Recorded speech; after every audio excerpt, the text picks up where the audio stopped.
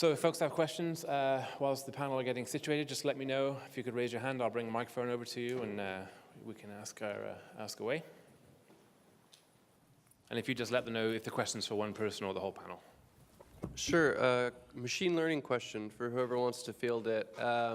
It seems like the best machine learning companies in the world are internet companies because they have access to so much labeled training data, and obviously that's not the case in the real world. And I think, Carl, you talked a little bit about it. How do you think about handling those sparse data sets when you need lots and lots of records to produce a really robust machine learning model? So that's one of the key challenges that we face in this particular application set. Obviously, you don't have this massive data set that you can perform deep learning on, that you can really robustly test learners and that type of thing.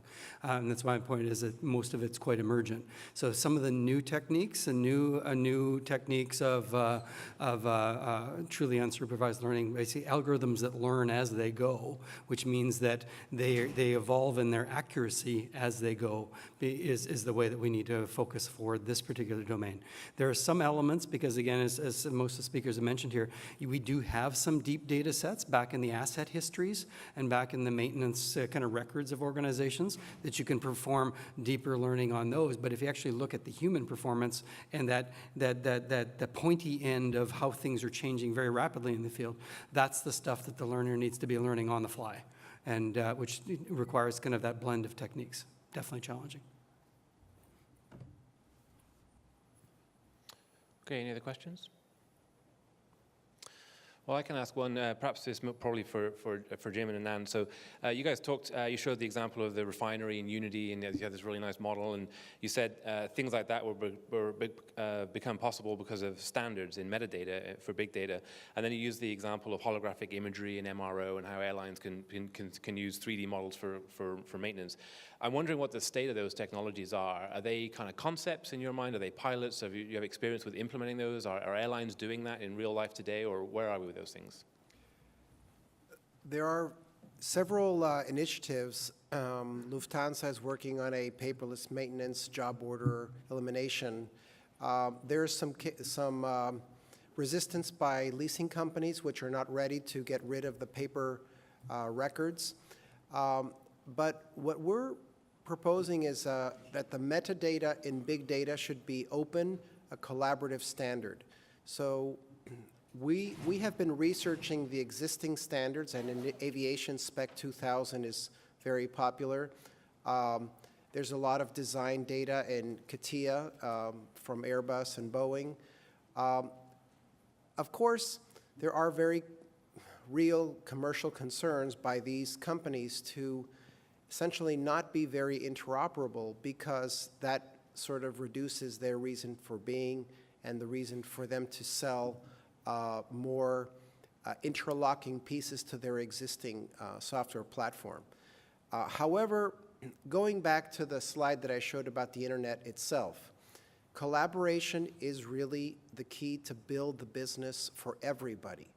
I'm sure that CATIA, in an environment where we have smart objects down to the initial bolt of every single piece in the airplane, CATIA will thrive in those environments where the objects are tracked from their birth as design objects through their assembly, through the decades of facilities management, to their eventual recycling or destruction. And the key is that those standards, those smart objects, should not be proprietary.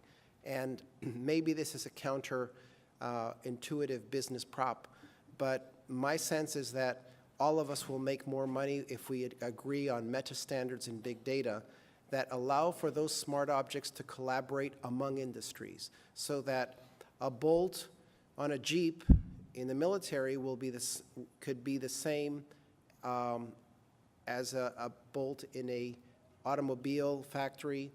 And we start to get, one thing that I also wanted to mention, in terms of machine learning, but it's not exactly machine learning.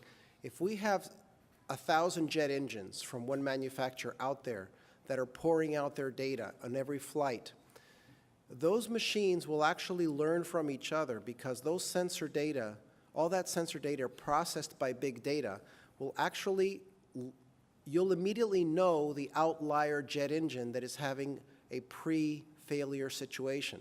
So again, big data in standardized manner. GE Predix is of course moving along in this area, but it's GE. Rolls-Royce is doing theirs, CFM is doing theirs. The idea is that if we can collaborate and unify in some way in big data, of course, without proprietary, without giving away sensitive IP, and there are security measures that Anand mentioned. We don't want the geometry of a turbine blade to be out on the internet, but there are other ways of protecting that. Sorry for the long answer. No, that was great. Paul, just one quick addition to that. I think one of the key things, and you mentioned in your talk, is there are domains where those standardized ontologies exist, right? So in aviation, for example, ATA as a structure is fairly consistently used, well, is consistently used actually, across airlines and manufacturers. So it's a place that you can usually start because there is an ontology that exists. Similarly, BIM, I think, is another great example. Step IFC. Exactly. So there are pockets where it's well defined and integrated. Whether that can grow across industries, I think, is a whole separate issue. But I think, you know, if you focus on the industries where you have ontologies that exist, then you have a framework to build upon.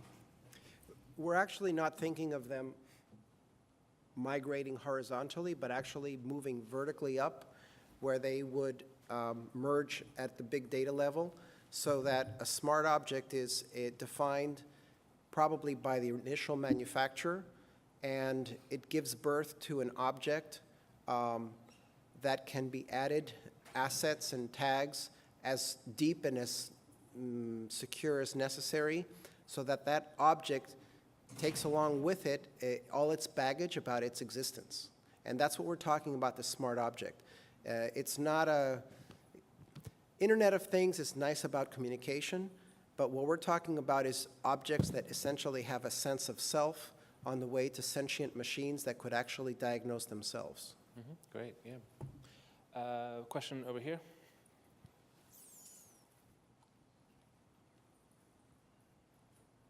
Great, thanks. Just a quick question. You know, I think everybody covered kind of the industrial side of things, and I know that a lot of this piece was industrial focused, but I mean, anything from other enterprise in terms of maybe like retail? Do we see some of these similar use cases being applied? Does the panel have any particular retail use cases that seem to fall into play or have customers interested in retail aspects?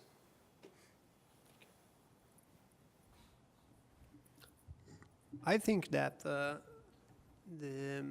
context computing platform, the context computing approach, it could be applied to every process. It's not just for the industrial market sector, but now we are working in industrial market sector because they need to improve the process. But I think that in the next 2 years, we can we'll have several use cases in the retail, for example, to support the shopping experience during in the store, and several other use cases. Yeah, we are actually working with several manufacturers and creating content for a 3D warehouse, which is a digital warehouse, and you can consume the content using devices like Tango from Google or HoloLens and visualize them at your home environment. A great way to kind of simulate what you're going to buy. And there's a very short distance between this and clicking on a button to make the order of those objects. Also, I've experienced excellent applications of RFID tags that are getting cheaper. There's also some controversy about standards there, but an RFID tag could, on each piece of clothing, obviously creates an instant inventory, and Benetton did it years ago. Sarah basically is as big as it is because it does complex logistics based upon instant inventories or daily inventories of their products. Obviously, logistics is a huge part of retail, given that you're competing with, within the hour delivery by Amazon. I think that in retail, a lot of the lessons that are being learned by industrial companies in terms of just-in-time delivery are applicable to retail. And as those devices get cheaper and the software becomes ubiquitous, you probably will be the early adopter in your retail space will give you the advantage, just like Amazon and eBay are leveraging theirs. Yeah, I agree with that. The examples we have in the retail is mainly indeed logistics, like if you have fresh food that is transported, where is everywhere the stuff maintained in a cool temperature? If something goes wrong, where in the chain did it go wrong? That type of controls and end-to-end compliance, that's most of the questions we see in retail. Great question, great responses. Thanks, guys. We're out of time. It's a few minutes after 5, so I'm sorry we ran over just a little bit. Let's join me in thanking our speakers for today.